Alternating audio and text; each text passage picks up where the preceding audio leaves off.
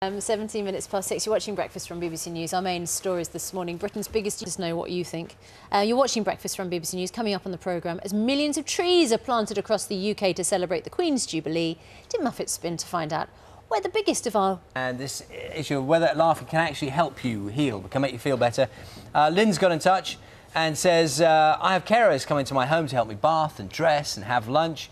And she says, laughter gets us through. Simon's here with the business news.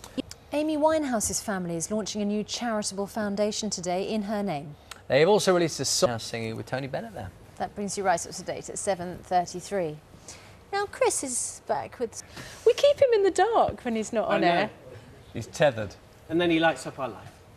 7:38. Children aren't getting the practical science education that's necessary to produce the next generation of scientists. That's the warning from a committee of MPs. A report by the Science and Technology Select Committee found that health and safety concerns... Main news this morning. Britain's biggest union.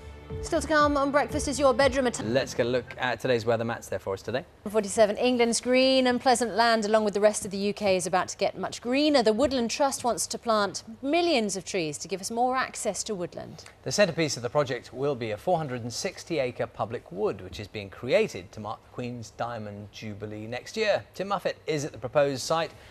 Back to the High Street now, one of the best names. Good morning, this is Breakfast with Charlie State and Susanna Reid. Unions are planning a series of one-day national strikes. Too many of our new homes are shameful shoeboxes, too small for a family to live well. That's the criticism this morning from the Royal Institute of British Architects, which researched the size of thousands of new houses and flats. The UK, in fact, has some of the smallest new homes in Europe. Breakfast's Richard Westcott this morning, apart from Richard's.